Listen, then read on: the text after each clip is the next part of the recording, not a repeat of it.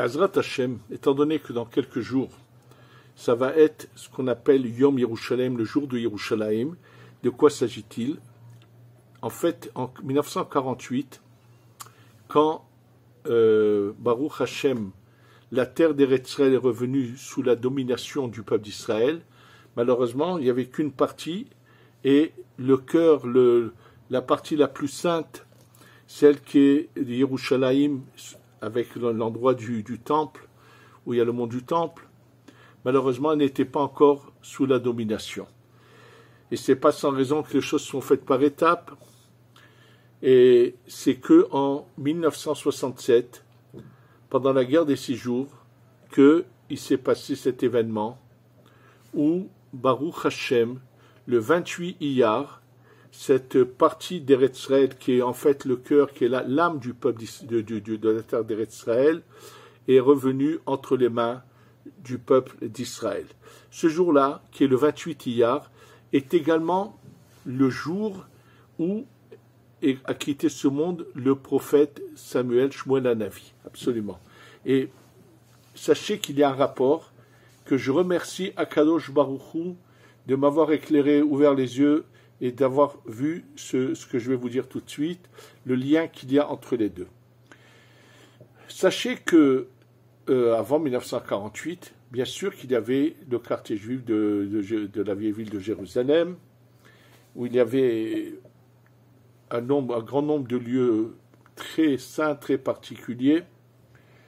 Et parmi les personnes qui ont vécu jusqu'à 1948 dans la vieille ville de Jérusalem, il y avait un grand tzaddik qui s'appelait Rabbi Yitzhak Elfiyeh, d'origine syrienne, qu'on appelle Halabi. Donc Rabbi Yitzhak Elfiyeh qui nous a laissé plusieurs livres, parmi eux le Kuntrashi Ahieli, c'est lui dont je vous ai déjà parlé, qui avait fait des comptes, qui avait dit qu'en 1948, donc en 5708, commencerait la lumière du Shabbat à arriver, que des événements allaient se produire. Il l'avait vu avant que ça se passe. Et il y a encore beaucoup de choses qui le concernent.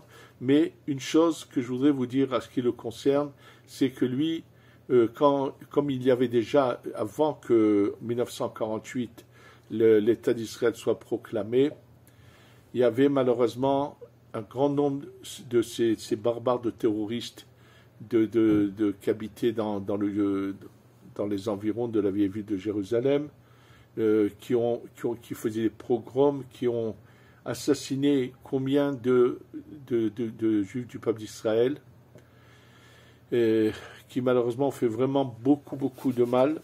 Et donc ça a fait que beaucoup de gens préféraient aller habiter du côté qui était sûr dans les autres quartiers juifs de la ville de Jérusalem, et donc de quitter le quartier de la vieille ville de Jérusalem entre les murailles, par crainte de subir des pogroms, toutes sortes d'attaques dangereuses. Et lui, Rav Yitzhak Elfiyeh, a tout fait pour essayer de maintenir que des gens restent, et il a expliqué pourquoi. D'ailleurs, lui, il est tombé prisonnier aux mains des Jordaniens, avec, pas lui seul, ils étaient tout un groupe qui ont été plusieurs mois aux mains des Jordaniens, et que finalement, par l'intermédiaire de la Croix-Rouge internationale, les Jordaniens les ont transférés et sont finalement revenus en Israël. Mais lui, avant que les 2 rabbanim qui étaient restés dans la vieille ville aillent signer se rendent, puisqu'ils n'avaient plus le choix, puisqu'il y a eu beaucoup malheureusement de morts parmi les combattants qui ont voulu défendre le quartier juif de la vieille ville. Et lui est allé les voir, mais c'était trop tard, ils avaient déjà signé cet accord où ils s'engageaient à tous partir par l'intermédiaire de la Croix-Rouge et de revenir en Israël. Lui voulait leur demander que au moins au minimum une dizaine de familles restent. Il lui était prêt à rester. Pourquoi il insistait tellement en cela? Comme il l'a dit, et on va le voir dans la suite de ce cours, que la Yerushalayim d'en bas est à l'encontre de la Yerushalayim d'en haut, et que lorsqu'en bas dans la Yerushalayim, les bénis seraient le peuple juif sort, et qu'à la place rende ces personnages non juifs, là-haut, c'est la sainteté de la ville d'en haut qui sort, et c'est ce qu'on appelle la Sitra Achara, les forces du mal qui ont une emprise. Absolument, étant donné que la ville de Yerushalayim, qui est à l'intérieur des murailles, a une sainteté particulière, c'est pour ça que les forces du mal essaient de s'agripper. Et c'est pour cela qu'il y a eu tout ce qu'il y a eu. Et maintenant, on va expliquer comment c'est fait, que ça soit fait juste le jour du jour où le prophète Samuel a quitté ce monde. Alors, pour voir le rapport, je voudrais vous dire que Rabbi Chaim Vital, l'élève du Harizal, parmi tous les écrits qu'il a écrits, bon, il a surtout écrit ce qu'il a reçu de son Rav le Harizal. Et bien sûr, il a écrit d'autres livres aussi personnels. Et parmi eux, il y a un livre qui s'appelle Sefer HaHizionot. C'est un livre où il écrit toutes les révélations, les visions qu'il a eues ou qu'on lui a dévoilées, toutes sortes de personnages qui avaient eu des visions sur lui, qui lui ont dévoilé. Il l'a fait parce que il a reçu un peu l'ordre d'en haut de décrire tout cela. Et une de ces visions qu'il a eues qui est extraordinaire, celui qu'on appelle le Ben Ishraï, Rabbeinu Yosef Haïm, dans son livre Aderet Eliyahu, c'était un des livres moins connus du Ben Ishraï, mais qui est bien sûr sur toutes les parachutes de la Torah, et sur la paracha de Ki Tetse. Et vous trouverez ce que je vais vous dire. Je vais pas prendre le temps de prendre le livre, mais je vais vous dire ce qu'il a écrit plus ou moins là-dedans. Étant donné que dans la paracha de Ki Tetse, il y a un passou qui dit Ki kare kansipor lefanecha, lorsque se présentera à toi un nid d'oiseau, les lois qui concernent ce nid, où on retire la mère, on prend les œufs ou les oisillons, mais il faut savoir que ça, c'est le côté apparent de la Torah. Et derrière ces mots-là, il y a des choses cachées très importantes qui font allusion à des choses bien, bien plus profondes. Et étant donné que ce que le Ben Ishraï dit dans son livre Aderet Eliyahu, il dit, je vais te mentionner ici ce qui se trouve dans le Sefer HaHizionot, étant donné qu'à l'époque du Ben Ishraï, lui en avait un exemplaire qui avait été écrit à la main. Finalement, il a été, bien sûr, aujourd'hui, il est imprimé par plusieurs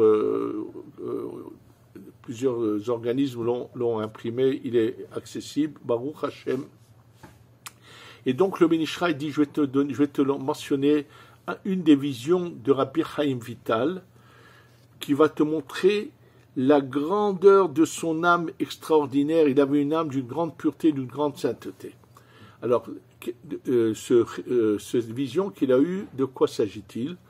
Le Rabbi Chaim Vital a eu des moments pénibles dans sa vie. Oui, avant qu'il rencontre le Harizal, c'était déjà un personnage avec une très, très, très grande neshama. Quand on lit son livre, on voit que combien on lui font transmettre des grandes sadikim. Quelqu'un qui arrive du Maroc vient en Israël il y a donc 400 ans, lui dit, moi j'ai quitté telle ville où il y avait tel rab, il parle d'un grand sadique qui avait des visions, et qui lui dit à ce juif qui quitte le Maroc, qui va en Israël, il lui dit, va là-bas, quand tu vas arriver, tu vas trouver un rab qui s'appelle Rabbi Chaim Vital, et va lui dire de ma part, et donc il a vraiment des révélations qui nous montrent sur la grandeur de sa neshama. Et là, dans toutes les époques, il y a toujours eu des gens mauvais. Et lorsque Rabbi Chaim Vital arrive au moment où il doit se marier, il se marie et il lui arrive un malheur. Il ne sait pas ce qui s'est passé, mais des gens mauvais ont fait de la sorcellerie pour lui enlever, de le rendre impuissant. De manière, donc, il ne pouvait pas avoir, il essayait, il ne comprenait pas ce qui lui arrivait, mais il a eu ce malheur-là, qui l'a énormément affecté et peiné, surtout comme il le dit, il dit à chaque fois qu'il essayait d'avoir sa relation, malheureusement il avait des pertes qui n'étaient pas volontaires, mais c'est ce qui se passait, et c'est pour cela qu'il était vraiment très déprimé, de subir des choses pareilles. Et là, il raconte qu'un vendredi soir, il dit exactement la date au mois de Tevet, et il explique que d'abord il s'était marié, en ayant ce problème, il a cru que c'est peut-être pas, cette femme n'est pas pour lui, il avait donné le guet, il a divorcé, et on lui révèle dans le rêve que non, qu'il la reprenne. Et là, il raconte ce qui lui est arrivé un vendredi soir. Et qu'est-ce qu'il raconte? Il raconte que donc un vendredi soir, il fait le kidouche, et puis il se met à pleurer, et il n'arrive pas à manger. Il est tellement déprimé de sa souffrance, de ce qui lui arrive, qu'il se lève, il se couche, et il s'endort dans les pleurs. Et là, il va avoir une révélation inimaginable. La révélation qu'il a est que il voit un voisin à lui qui s'appelle Lévi, et ce voisin lui dit « Rabbi Chaim, tu veux sortir avec moi en dehors de la ville pour accompagner le Shabbat, comme tu sors de la ville pour le recevoir ?» Oui, chez les Mekoubalim, surtout à cette époque-là, ce qu'on appelle recevoir le Shabbat, c'est de réciter certains psaumes. Eux sortaient en dehors de la ville pour recevoir le Shabbat en récitant ces psaumes. Donc il lui dit de la même manière que lorsque tu veux recevoir le Shabbat, tu sors de la ville pour l'accueillir, tu veux venir avec moi. Et je vous dis, je vais le faire un peu raccourci, et il l'emmène, et puis il lui voit une montagne qui est comme une sorte de falaise. Il lui dit, tu veux qu'on monte en haut de cette montagne? Il lui dit, mais c'est impossible. Et là, Rabbi Chaim Vital voit tout d'un coup ce voisin. Il lui dit, moi je monte régulièrement cette montagne. Il s'agissait en fait de Eliyahu Hanavi. Et donc finalement, Eliyahu Hanavi le prend et le fait monter. Lorsqu'il monte en haut de cette montagne, il se retrouve devant une entrée avec des marches, mais qui étaient entre une marche et l'autre, c'est la hauteur d'une personne. Donc c'était impossible pour lui de monter ces marches. Il y en avait 3, mais impossible. Et là, Eliyahu Hanavi était parti. Il se met à pleurer dans son rêve. Qu'est-ce qu'il va faire pour s'en sortir? Et tout d'un coup, il voit sa mère sortir, sa mère qui était déjà bien sûr plus de ce monde, qui était au Gan Eden, qui sort, qui lui dit « Chaim, mon fils, j'ai entendu tes pleurs, pourquoi tu pleures ?» Il lui dit « Regarde maman ce que j'ai. » Et elle le prend, elle lui fait monter les 3 marches, et là, il y a une sorte d'épée qui tourne, qui est en feu, en fait, c'est l'entrée du Gan Eden, et elle lui explique comment le passer au travers. C'est ce qu'il fait. Et quand il passe au travers, il rentre dans une sorte de jardin magnifique avec des cours d'eau, avec des arbres fruitiers, mais surtout des arbres qui ont des pommiers. Et là, il voit un nombre inimaginable de personnages, mais qui sont sous des formes d'oiseaux. Donc le havaz en hébreu, qui récitent les Mishnayot du traité de Shabbat, n'oublions pas que c'est Shabbat, qui boivent de cette eau, qui est de ces sources d'eau, qui mangent, tout ça c'est une image spirituelle bien sûr, et lui donc rentre à l'intérieur, et à un moment donné, il voit que dans ce grand jardin, cette immensité, il arrive et il voit devant lui des marches qui montent vers un édifice. Et là dans le rêve, il comprend qu'il s'agit de ce qu'on appelle la Aliyah. Alors, sachez que c'est déjà mentionné dans la Gemara, lorsque Rabbi Shimon ben Yochai dit « Ra'iti bene aliyah vehema mu'atim » j'ai vu les gens qui sont de la aliyah, donc de cet édifice qui est en haut, mais ils sont peu nombreux. Donc lui, il comprend tout de suite qu'il se trouve face à l'entrée de ce qu'on appelle la aliyah. Et là, il monte les marches, et il dit, lorsqu'il arrive dans cet édifice, il se retrouve face à face avec Akadosh Baruch Hu, apparemment c'est la Shekhinah. Vous allez me le dire, mais on ne peut pas la voir, c'est pas possible. Oui, dans le sommeil, c'est possible. Et naturellement, il se prosterne. Et lorsqu'il se prosterne, tout de suite, je lui dis, relève-toi mon fils Raïm. Il a eu 2 fois cette vision, je vais vous le dire tout de suite, mais en tous les cas, il est tellement dans la souffrance qu'il voudrait rester. Et là, Kadosh Baruch Hu lui dit, non mon fils, si tu continues dans ce bon chemin que tu as choisi, je te donne la place qui se trouve à la droite du trône céleste. Il lui dit, mais ce n'est pas la place de Rabbi Yosef Karo. Rabbi Yosef Karo est l'auteur du Shulchan Aruch. Et il lui dit, oui, c'était prévu que ce soit sa place, mais j'ai une autre place pour lui. Il lui dit, mais c'est la place. Donc c'est des visions, c'est des révélations qu'il a à ce moment-là, bien sûr. Mais c'est la place du prophète Samuel, donc de Shmuel Hanavi. Il lui dit, oui, c'est la place de Shmuel Hanavi.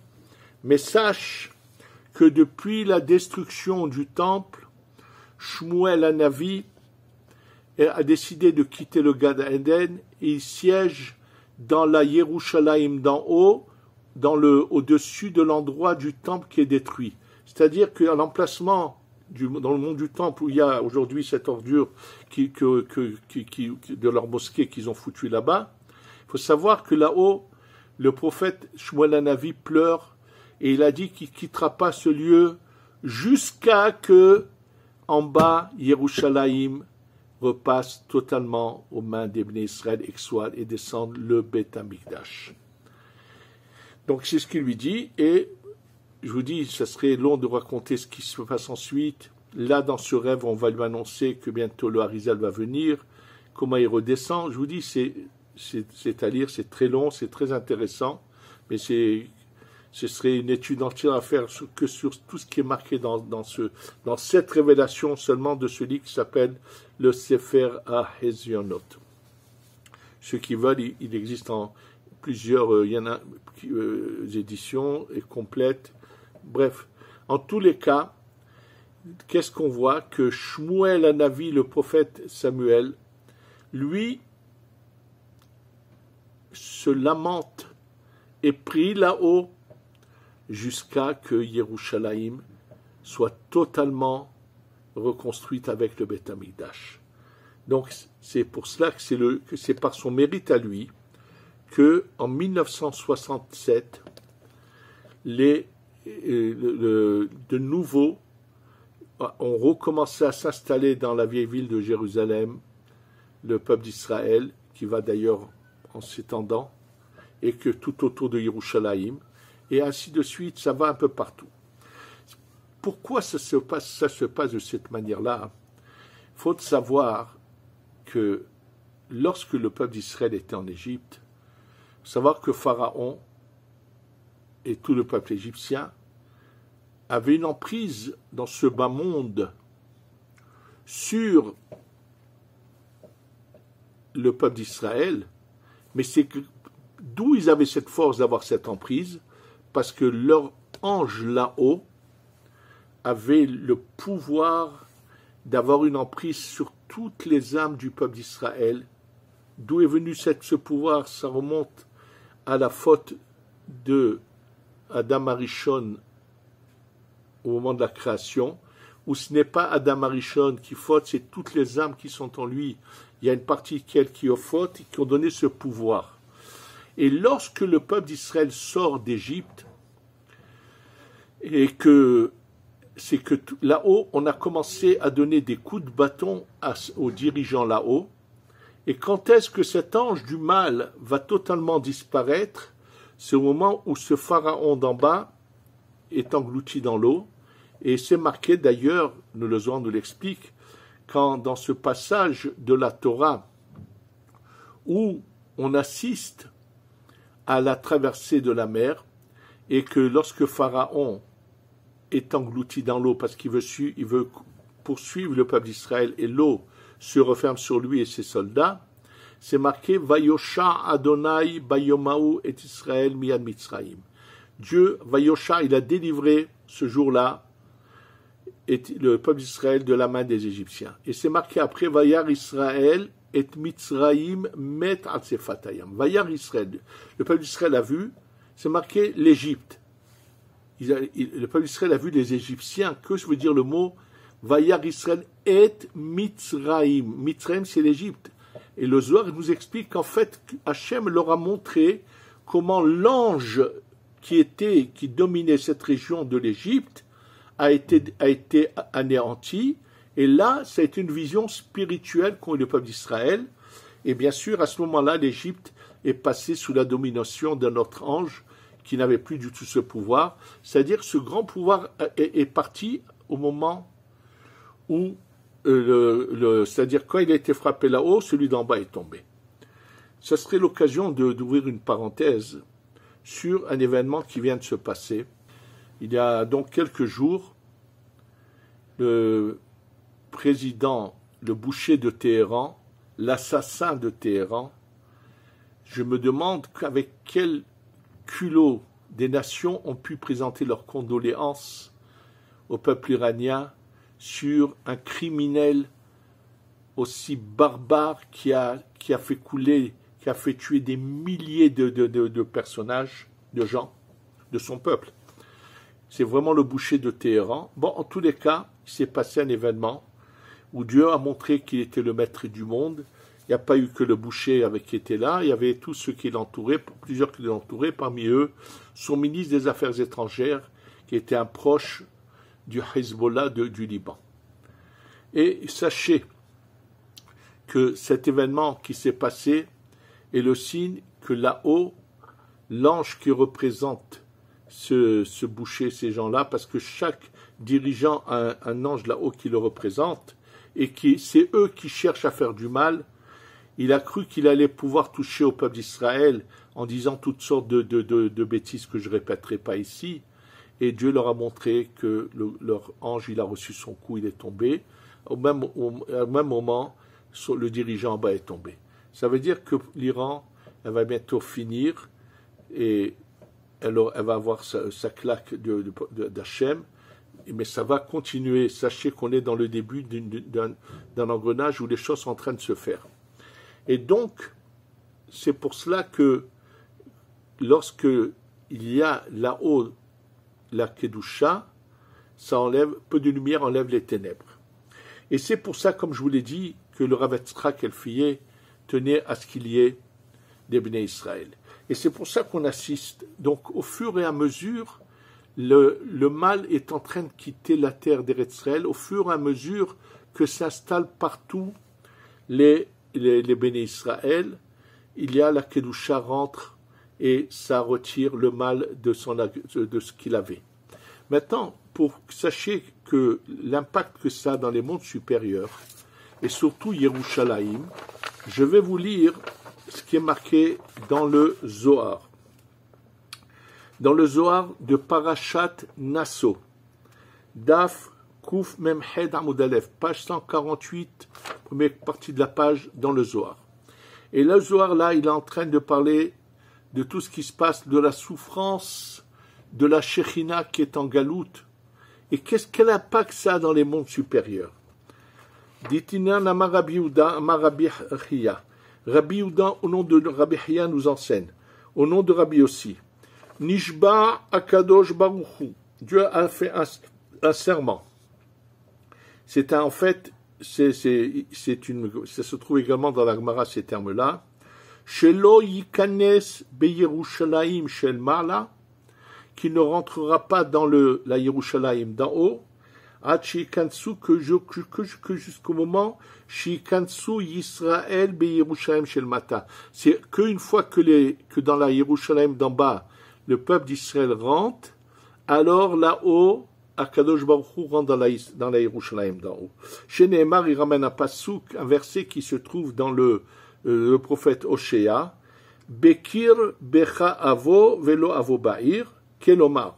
C'est-à-dire, Kol Zimna de Shrinta Acha Begaluta, tout le temps que la Shekhinah est en exil, Shema Dila'ela Lo Ishtalim, le nom d'en haut n'est pas complet. Vechol Tikunin Kenu, et tout ce qu'il faut réparer n'est pas réparé. Ça veut dire que le nom de Dieu est manquant. Alors le Harizal nous explique ça en long et en large. Il faut savoir que lorsque nous récitons avant certaines prières, on dit Leshem Yehud Kucha Berichu Ushchinte. Bithilu Urhimu Urhimu Uthilu. On va venir unir à Kadosh Baruch Hu à la Shekhinah. Il faut savoir que dans le nom de Dieu, nous avons 2 lettres masculines et 2 lettres féminines. Le Yud est une lettre masculine qui représente la Chokhmah, donc côté masculin. Le premier He du nom de Dieu, c'est féminin, c'est la Bina. Et ça, il faut le savoir que la Chokhmah et la Bina, normalement devraient être constamment unis, mais des fois, dans certaines formules, même dans la Chokhma et la Bina, il n'y a pas d'union. Et il y a les deuxièmes lettres d'après qui sont le Vav et le He, qui représentent la Tiferet et la Malchut, Kutshaberichu Shriter, Jochu et la Shekhina, qu'en faisant des mitzvot, on les unit. Et là, ce que nous dit le Zohar, c'est que tout le temps que le Vav et le He ne peuvent pas s'unir, pourquoi ils ne peuvent pas s'unir? Parce que la Shekhina se trouve en Galout, mais à quel moment elle n'est plus en Galout? Au moment où les Béné Israël sont à Yerushalayim, alors à ce moment-là, eux provoquent une union en bas, et là, ça provoque que même le Yud et le et la Chokhmah et la Bina s'unissent là-haut. Ça veut dire que l'importance qu'il y a au fur et à mesure que le Ham Israël est là sur sa terre, il y a naturellement, c'est un bienfait pour la Shekhina. Je voudrais vous rappeler ce que je vous ai mentionné déjà dans des cours sur cette révélation extraordinaire, avant que celui dont je vous ai parlé, qui s'appelle Rabbi Yosef Karo, l'auteur du Shulchan Aruch, à qui Akadosh Baruch avait dit, Rabbi Chaim Vital avait dit, mais c'est lui qui doit avoir cette place, et on ne sait pas quelle place extraordinaire il a eue. Il faut savoir que Rabbi Yosef Karo, qui habitait d'abord en Turquie, avant de venir en Israël, et celui qui a écrit ce cantique de l'Echadodi, Rab Shlomo El-Kabetz, était l'élève de Rabbi Yosef Karo. Et lorsque eux se trouvaient là-bas, en Turquie, et que la nuit de Shavuot, ils se sont réunis pour étudier comment une voix est sortie de la bouche, c'était la Shekhina qui parlait, qui se lamentait de ses souffrances qu'elle a en étant en exil. Et qu'est-ce qu'elle leur a dit? Je vous demande, mes enfants, de repartir en Eretz Israël.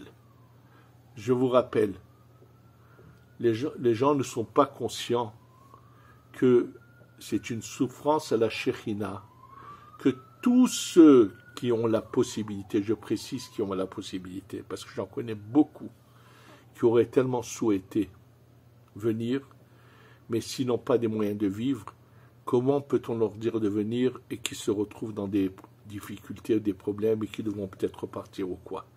Mais je parle d'un nombre inimaginable de gens qui pourraient venir sans aucun problème.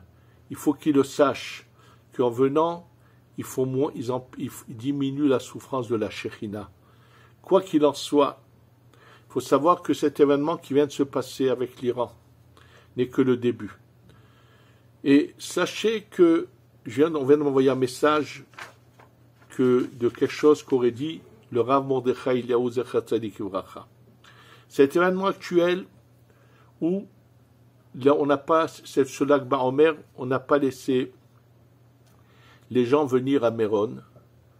Et cet événement s'est déjà produit également en 1967, absolument. En 1967, on avait très peur que les aviations ennemies viennent bombarder. Donc c'était un peu le couvre-feu total dans tout Israël. Et lorsqu'il y a eu beaucoup de gens qui avaient eu de la peine, de la souffrance, de voir qu'on ne peut pas aller pèleriner Rabbi Shimon ben Yochai à Lag BaOmer à Méron. Le Rav Mordechai Eliyahu, on m'a envoyé un texte qu'il a écrit où il dit qu'à cette époque-là, Rabbi Shimon ben Yochai est venu en rêve chez beaucoup de rabbanim et leur a dit « N'ayez pas de tsar, je ne me trouve pas à Méron, je suis allé aider les soldats pour gagner le combat et nous savons quels miracles extraordinaires se sont passés en 1967. » Je pense que c'est pas, pour nous, c'est sûr qu'il n'y a pas de hasard, que de nouveau le Méron où se trouve Rabbi Shimon ben Yochai a été fermé.